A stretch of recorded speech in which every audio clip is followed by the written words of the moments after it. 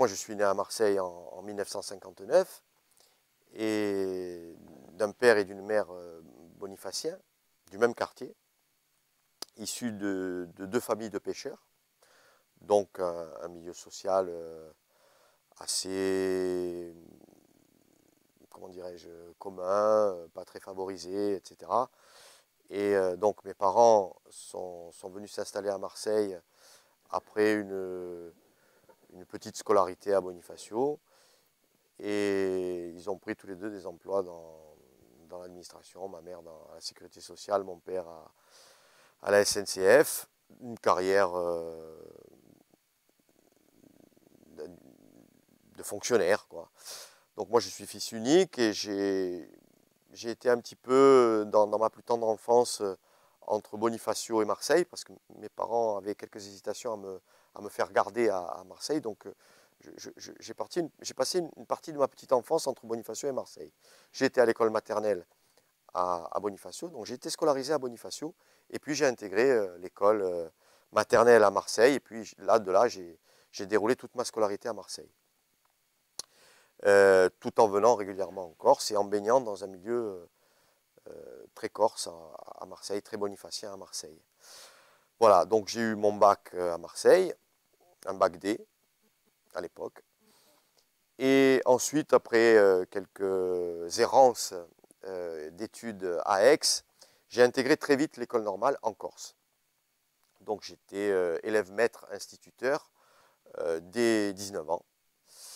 Et de là, je n'ai plus quitté la Corse, pourrait-on dire. Donc à l'heure où je vous parle, j'ai davantage vécu en Corse qu'à Marseille.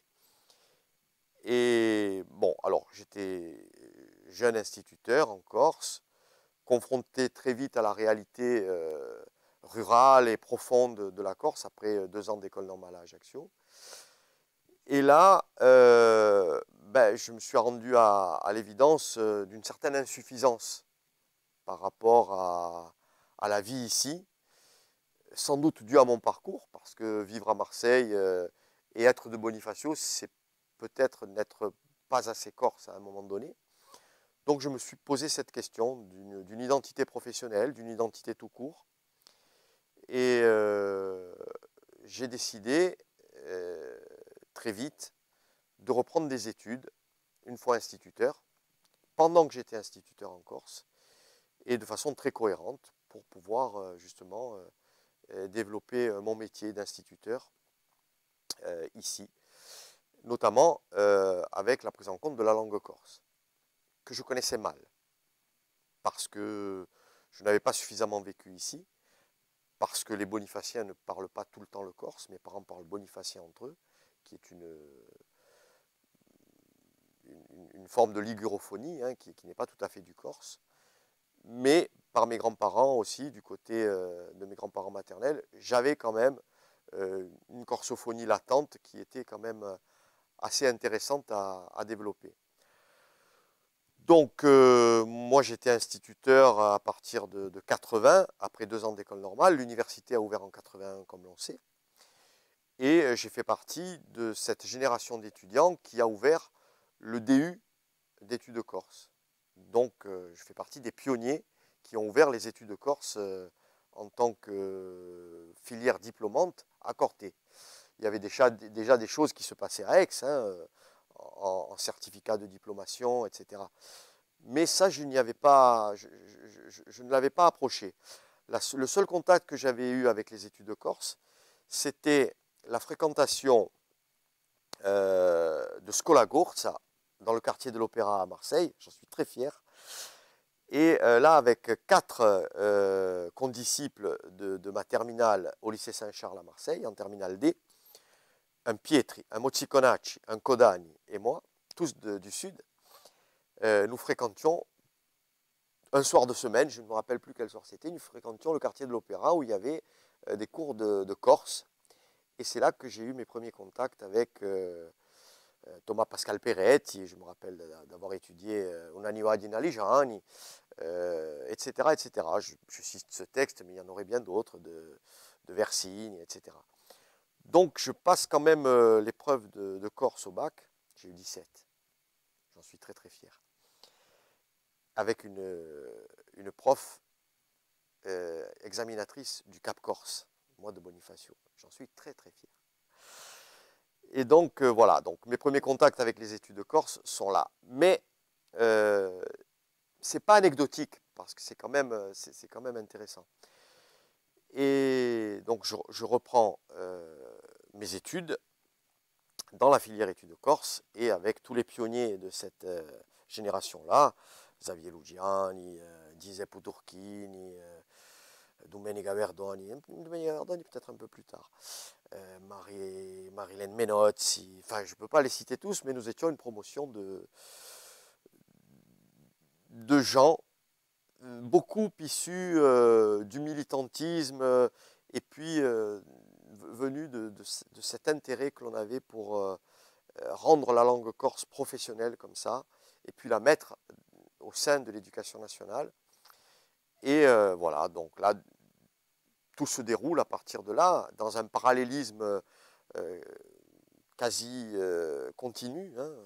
C'est-à-dire que pendant que je travaillais, j'étais dans l'école rurale, Rospigliani, juste à côté de Corte, mais là, l'université n'était pas ouverte, et je reprends mes études au moment où j'étais à Eguali d'Alegiani, où je passe l'école de l'Arcarotte et du Prado pour venir à Corte régulièrement, tous les mercredis.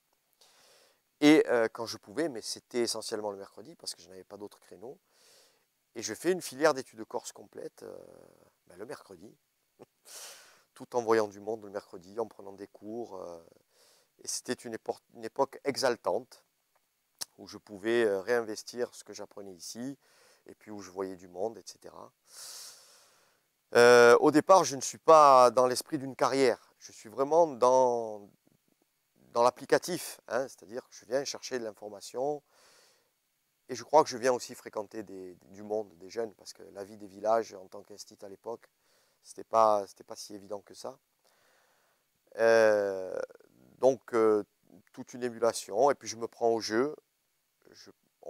Le DU que l'on met en place au départ avec le centre études de Corse au Palazzo, au centre de recherche Corse, le CRC, cette filière devient assez vite, par le militantisme et par des occupations successives, auxquelles malheureusement je ne pouvais pas participer directement parce que j'étais souvent sur le terrain en train d'enseigner.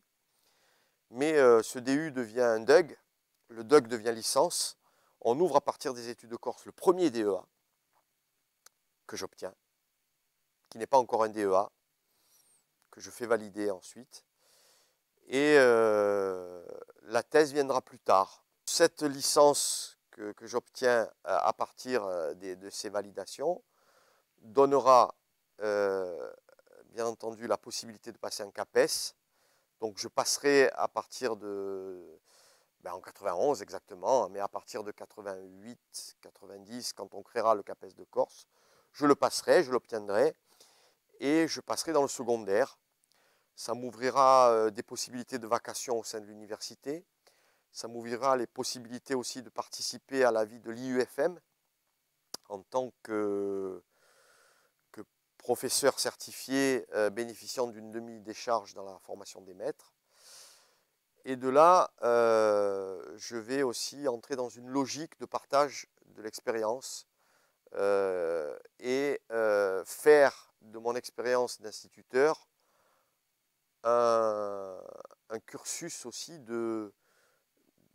un cursus doctoral, hein, c'est-à-dire qu'on va travailler avec les équipes de recherche de l'université, au sein des maîtrises, au sein du DEA, et puis petit à petit j'en ferai un sujet de thèse, hein. Donc je ferai ma thèse que je soutiendrai en 97 avec le professeur Jacques Thiers, et qui m'a accompagné depuis le début, hein, depuis la licence, qui a suscité un certain intérêt par rapport à un parcours un petit peu original, issu de cet intérêt que j'avais pour la langue corse, la façon de la rendre très ouverte à partir de l'expérience et de la vie bonifacienne, et puis tout ce parcours en didactique des langues au sein de l'école primaire.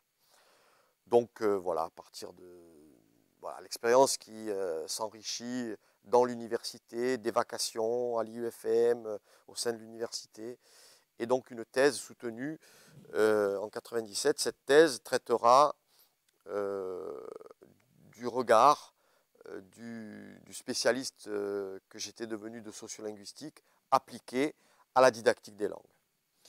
Et tout ça restera très cohérent puisque j'intègre l'université en tant que maître de conférence en 99 en tant que stagiaire sur un poste de sciences de l'éducation.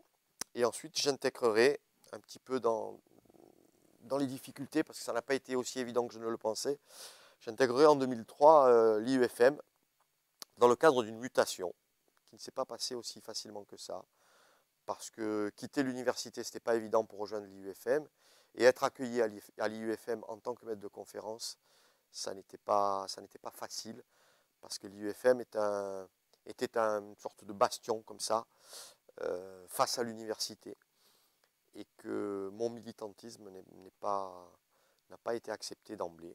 Mais après, petit à petit, j'ai fait ma niche au sein de l'IUFM que je n'ai jamais quitté. Je suis toujours aujourd'hui professeur des universités, statutaire de ce qui est devenu l'ESP, l'école supérieure du professorat et de l'éducation, où là, quand même, l'ESP est une composante de l'université et tout est devenu cohérent.